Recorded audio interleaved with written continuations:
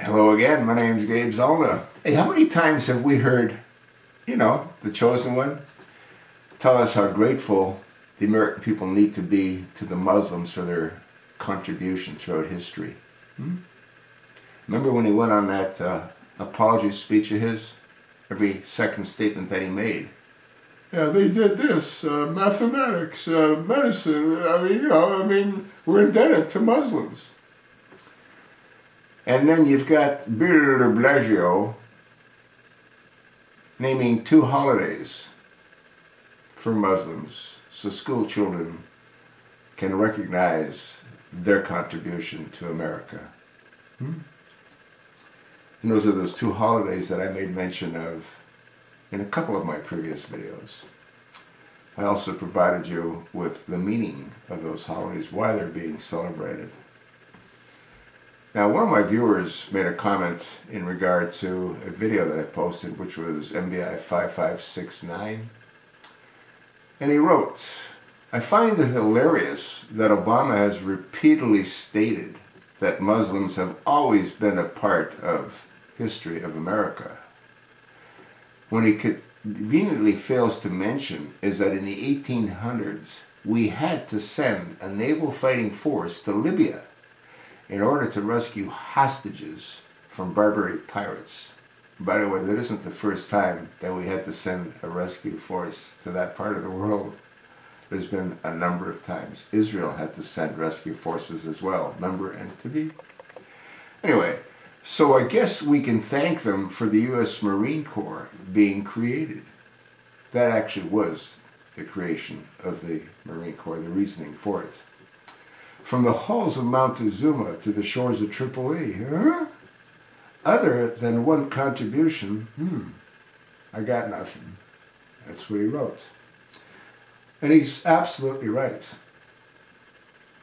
Then you've got Bill de Blasio, the mayor of New York, creating 2 new holidays that the school children from New York will be able to celebrate.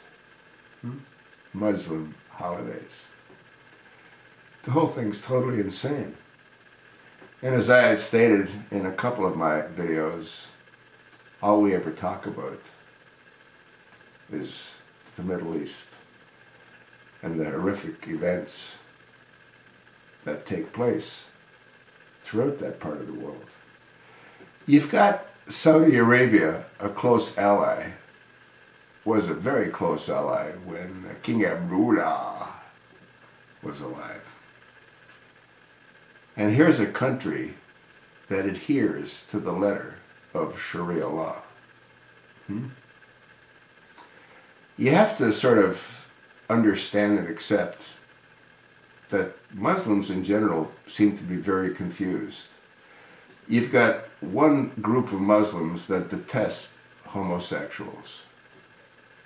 Yet a great number of Muslims are in fact homosexual.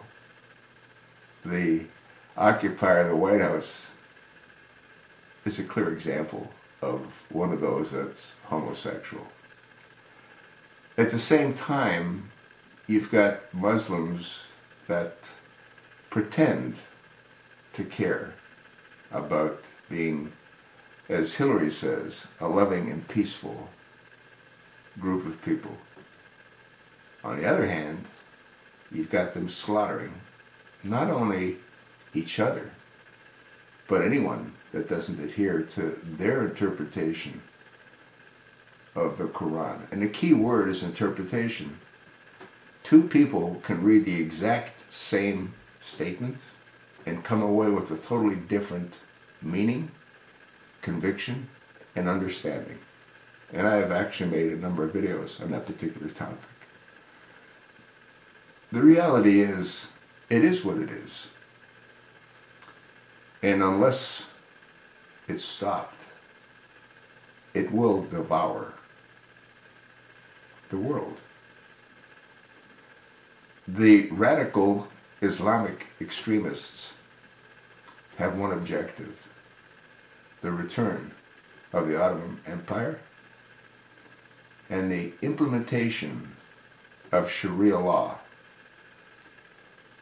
anywhere and everywhere that they've gone throughout history, they initially come in as a peaceful, tolerant group.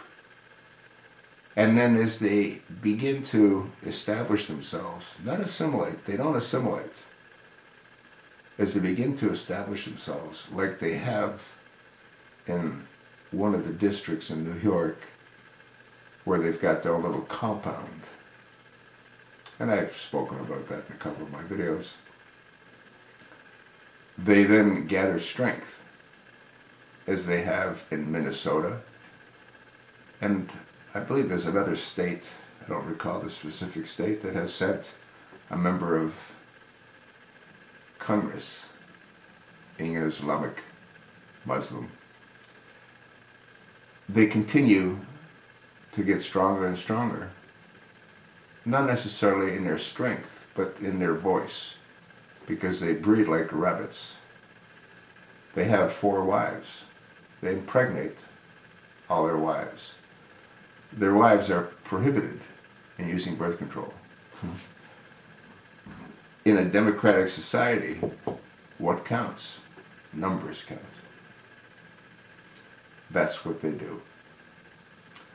So I want to thank my viewer for taking the time to write what he did. And for those that have joined the Marine Corps or supported the Marine Corps, we do owe a debt of gratitude to Muslims. Because if it wasn't for Muslims that did what they did in Libya in the 1800s, the Marine Corps probably never would have been formed. What's also interesting is Libya was in the focus back then, as Libya is in the focus now. I told you what I think. I told you what my viewer thinks. Now the question is, what do you think?